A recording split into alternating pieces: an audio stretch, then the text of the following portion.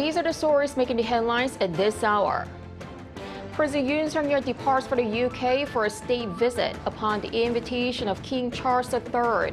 Yoon will then travel to France to promote South Korea's bid to host the 2030 World Expo in Busan.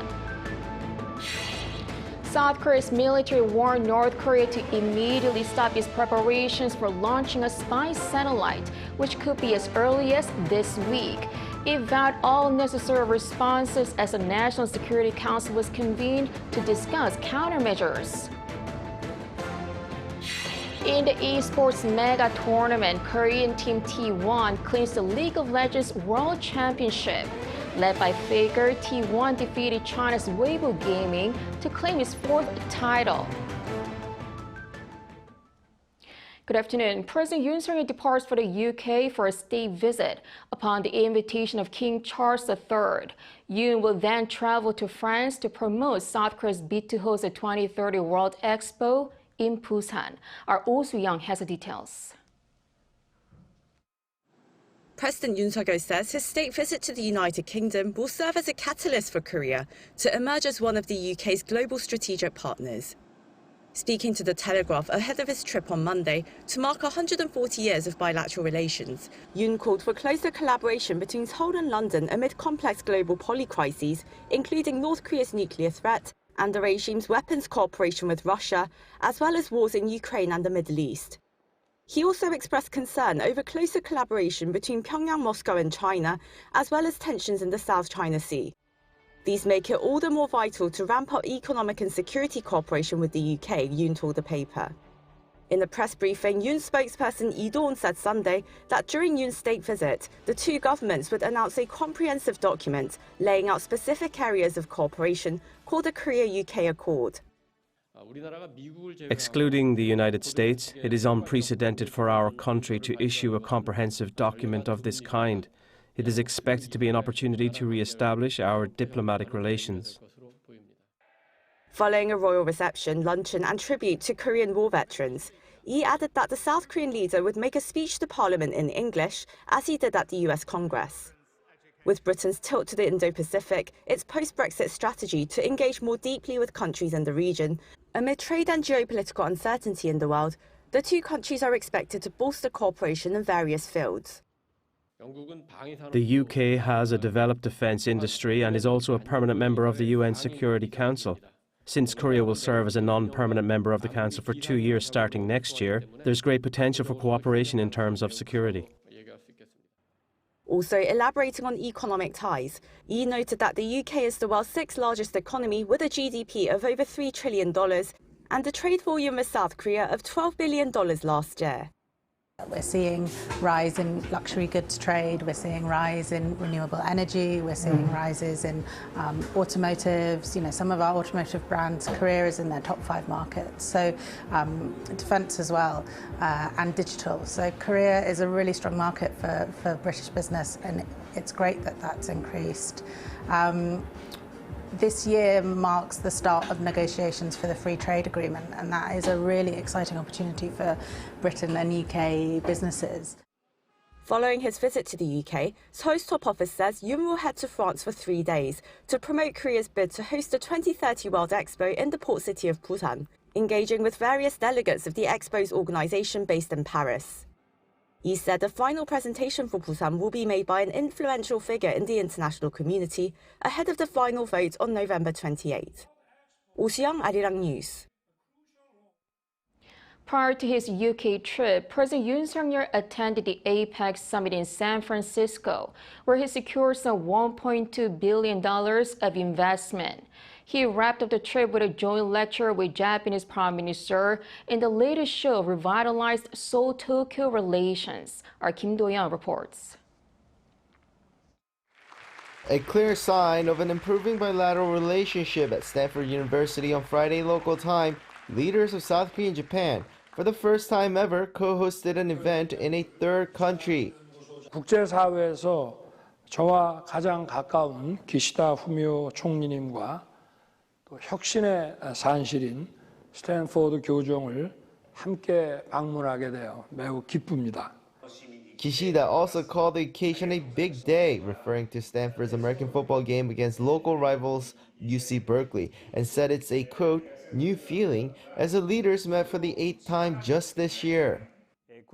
Until last year, no one could have imagined a situation like this. My belief is that if a national leader makes decisions and takes action, it can change the world. President Yoon made efforts to improve bilateral relations since early this year, as cooperation between the neighboring countries had been severed on multiple fronts since 2019, when a South Korean court ruled that Japanese firms should compensate the victims of wartime forced labor during World War II. At this symposium, the two pledged to work together in science and tech, including ways to cooperate in hydrogen energy and tackling climate change. And of course, all this with their other key partner from Camp David Summit, the US. This groundbreaking event was Yoon's last stop of his APEC trip, where he engaged in 3 days of multilateral diplomacy. President Yoon, addressing leaders representing 60% of the world's GDP, proposed an APEC initiative for smart mobility led by South Korea, focusing on eco-friendly and autonomous vehicles. He emphasized South Korea's aim to pioneer rule-based AI development and advocated for a return to rule-based multilateral trade. Amidst all this, he met with leading business figures in the US as well, with 4 companies, General Motors, DuPont, IMC, and Ecolab, announcing investments to South Korea totaling $1.16 billion US. By attracting foreign investment through the top office's diplomatic efforts, we can immediately contribute not only to our economic growth, but also to the creation of good jobs. The investment from 4 US companies is expected to generate numerous high-quality jobs, especially in advanced industries like automobiles and semiconductors. In addition, his participation at the Sideline Summit among the 14 IPAF members garnered attention, as 2 more pillars on cooperation on clean energy and anti-corruption measures were officially accepted, with only the 4th and final pillar on trade matters to be agreed. Kim Do-yeon, Arirang News. The Israeli military released video footage showing Hamas tunnels under Gaza's largest hospital in its latest evidence to back claims about Hamas's hidden command center. This comes as the IDF says it has captured more than 100 Hamas operatives to gain intelligence, while an agreement is reportedly close in hostage talks. Lee Seung-jae has more. The Israeli military on Sunday released a 3-minute, 27-second-long video showing an exposed tunnel shaft at the Al-Shifa hospital in Gaza City. The video, which was shot last Friday, showed an underground tunnel extending downward from the shaft opening. As the camera makes its way down, a set of spiral stairs are visible, with walls of the tunnel appearing to be made of vertical slabs of concrete with an arched concrete roof. The Israel Defense Forces say the tunnel shaft extends 10 meters underground, with the tunnel itself continuing for 55 meters. However, Hamas and hospital officials have repeatedly denied that the hospital is anything other than a medical complex. The IDF also announced Sunday that its forces had captured more than 100 Hamas operatives, ranging from rocket unit members, sniper unit members, explosives experts, and logistics officers. The Israeli military, along with Israel's intelligence agency, said that some of the captured include those that took part in the October 7th attacks. It added that through interrogations, it had received information, the locations of Hamas underground tunnels and weapons depots, and details of operational methods. Meanwhile, after the Palestinian Authorities said Israel manipulated reports to justify Israel's attack on the Gaza Strip, Israeli Prime Minister Benjamin Netanyahu denied the claims, calling it absurd. The comments come as Tel Aviv-based Haaretz newspaper said an Israeli police investigation into a Hamas attack on the Nova Music Festival on October 7th showed that an Israeli attack helicopter had killed some of the attendees. According to the source, the Israeli combat helicopter fired at Hamas fighters and other Palestinians who crossed through the border fence from Gaza into Israel, but also fired at some of the Israelis attending the music festival. The Israeli police says its focus is on police activity and that it has no information on military action. The White House on Sunday claims that negotiators are getting closer to an agreement with Hamas to release 50 hostages in exchange for a temporary ceasefire and Israel allowing in more aid, including fuel. According to CBS News, citing two sources familiar with the matter, a written draft agreement is being passed between parties. As for the length of the ceasefire, the source said relevant parties are leaning towards 6 hours per day for 4 days, with a possibility of a second phase of hostages release. 이승재, Arirang News. South Korea's military has warned North Korea to immediately stop preparing for a third attempt to launch a military reconnaissance satellite. Chief Director of Operations at the Joint Chiefs of Staff Kang Ho-pil vowed Monday to take necessary measures if Pyongyang goes ahead with the launch despite Seoul's warning. The National Security Council held a standing committee meeting Monday morning to review the possibility of spy satellite launch by the North, as well as countermeasures against it. The warning comes a day after Seoul's defense chief Shin Won-sik said in a broadcast interview that North Korea may launch a military spy satellite as early as within a week or so. North Korea has already made 2 failed attempts at launches in May and August. South Korea's online civil services has now resumed following days of system failure in the public administrative network.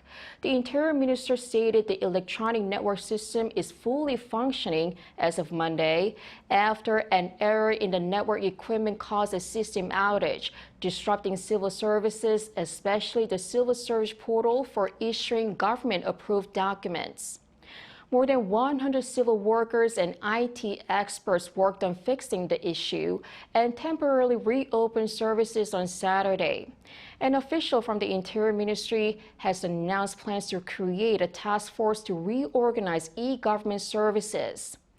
This was the first ever incident when the nation's public administrative network was down.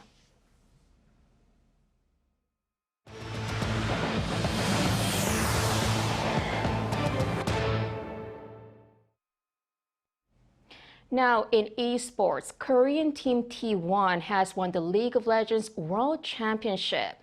Led by esports star Faker, T1 defeated China's Weibo Gaming in the final on Sunday by 3-0.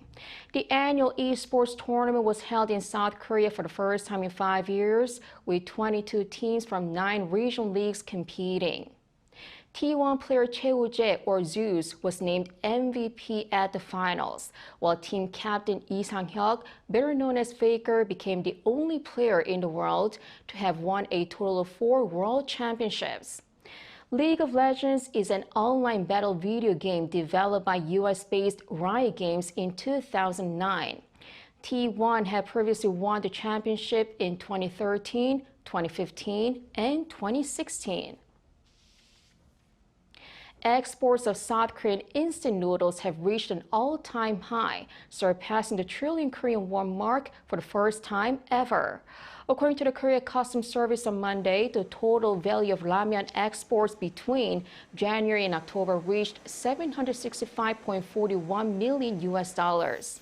At the current exchange rate, this is equivalent to over 1 trillion Korean won and is a new record high since the release of the popular dish 60 years ago. Exports have risen for 9 consecutive years since 2015, and exports this year have already surpassed last year's. The world's first UNESCO International Center for Documentary Heritage has opened in South Korea. It opened in Cheongju, the hometown of Jikji, the world's first metal movable type. Our Choi Soo-hyung reports. Documentary heritage is a key part of our understanding of the history of civilization.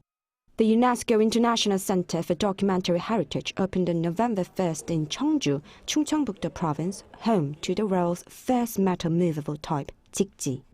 Korea, with the Asia's largest and the world's 5th largest documentary heritage, became the first to open such a center. UNESCO believes the power of knowledge that has contributed to facilitation of human development, especially through documentary heritages represented by global communities. A special opening exhibition prepared for this event delighted visitors. This exhibition brings joy by exploring the documentary heritage of the world, focusing on the big theme of giving light, progress, and hope to humanity. Visitors can experience the history of humanity, accompanied by records, as they pass through 5 zones. In the Zone 1, an artwork shapes light against the darkness using the nebula sky disk likely created in the Bronze Age, showing celestial phenomena as a motif using light and shadows. You can also see the big wall art screen, which combines documentary heritage with modern digital media. The head director of this opening exhibition said anyone can truly feel the essence of the light. I use light as a metaphor so that the audience can actually feel the discovery and the significance through their own discovery through by being in the exhibition. Additionally, visitors can contemplate records of humanity's darker moments such as war, disease and discrimination, and witness the efforts made by humanity to overcome such darkness. In the final zone, visitors also have the opportunity to leave their own records by writing a letter. I want them to forget about everyday, worries, forget about the congested traffic and city noise and the lights, noisy lights and signs on the way. The exhibition will be open until June 28th next year. Choi Soo-hyung, Arirang News. South Korean boy band Stray Kids have their 4th #1 on the Billboard 200 with their new album, Rockstar. According to industry watchdog Luminate, more than 224,000 equivalent album units were sold in the United States, largely driven by traditional album sales. The Billboard 200 chart ranks the most popular albums of the week in the U.S. based on album sales, online streaming, and downloads converted into equivalent album units. All 4 Stray Kids chart entries have debuted at the top of Billboard 200. That is the first time a band or artist has had their first 4 chart entries debut at #1 since Alicia Keys in 2001.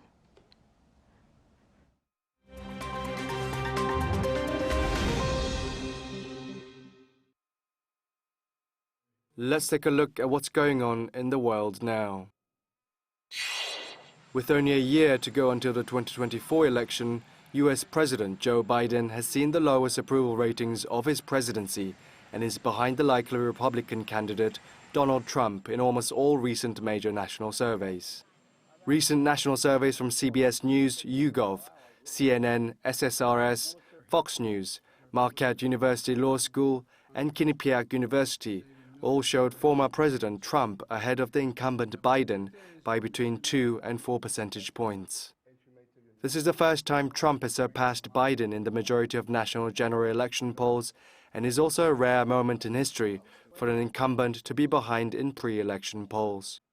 Following the early November Reuters Ipsos poll, which showed 39% approval rates for Biden, an NBC poll released on Sunday also came in at a new low of 40% for Biden's approval rates. A majority of voters also disapprove of Biden's handling of the Israel-Hamas war. Australia beat India in the Cricket World Cup final to claim the country's 6th title. Australia won the final on Sunday by 6 wickets with 7 overs to spare, assisted by Travis Head's sensational century. In the final of the 2023 ICC Men's Cricket World Cup at Narendra Modi Stadium in Ahmedabad, India was the favourite to win after a 10-match winning run leading up to the finals. But with over 100,000 fans in home crowd and India's Prime Minister Narendra Modi up in the stands at the game, India was bowled out for 240 runs, and Australia's Travis Head hit 137 runs to help his side reach 241 for 4. The next Cricket World Cup will take place in South Africa, Namibia and Zimbabwe in 2027, with an expanded 14 teams competing. Rosalynn Carter, the wife of former US President Jimmy Carter, has died at the age of 96. The Carter Center announced on Sunday that she died peacefully at home in Plains, Georgia, where she was receiving hospice care. Mrs. Carter had been diagnosed with dementia in May of this year. As the wife of the 39th president, she was a well-known figure in the U.S. politics for her role as close advisor to President Carter. After serving as the honorary chairwoman of the President's Commission on Mental Health, she founded the Carter Center in Atlanta in 1980, along with her husband, to continue their humanitarian work. A rare bottle of Macallan 1926 single malt whiskey has been sold for a record-breaking $2.7 million. The sale at a Sotheby's auction on Saturday in London makes it the most expensive wine or spirit ever sold at an auction.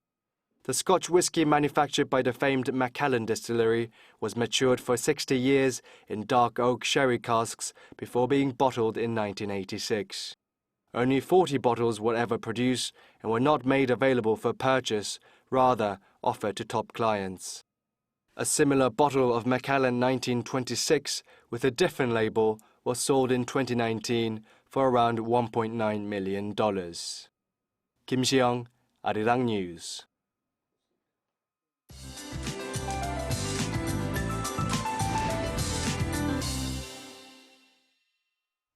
Good afternoon. The recent temperature fluctuations have left many battling colds.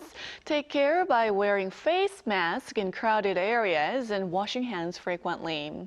Afternoon highs will dip slightly compared to Sunday, but sunnier skies are expected in the upper regions this afternoon. With winter approaching, dry air has prompted advisories for Gangwon-do and Gyeongsang-Pukdo provinces. Please be careful with anything that could start a fire. Expect similar to slightly lower daily highs today. Seoul and Chuncheon peak at 11 degrees, Gwangju, Cheongju at 15, Busan warmer at 17 degrees this afternoon. Nationwide air quality remains decent all day today under bright skies. Looking ahead, warmer than usual weather persists until midweek.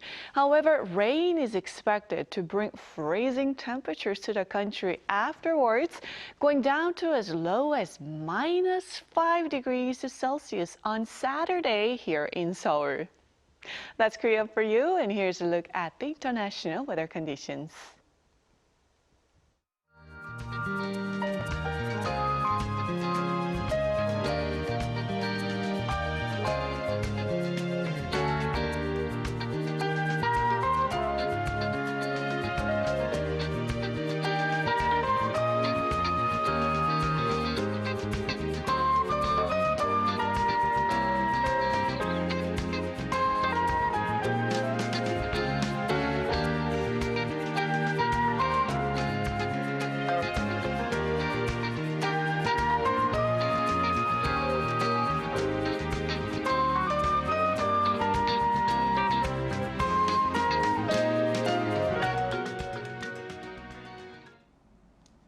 The League of Legends World Championship went to South Korea's T1, led by Faker.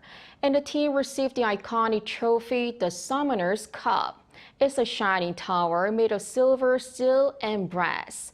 And it is actually designed and handcrafted by the American luxury jewelry house Tiffany. It took 4 months to complete. Standing 27 inches tall and weighing 44 pounds, it's quite a big trophy. And even before Tiffany's version since last year, the League of Legends trophy has always been a heavyweight, tipping the scales at 70 pounds at first.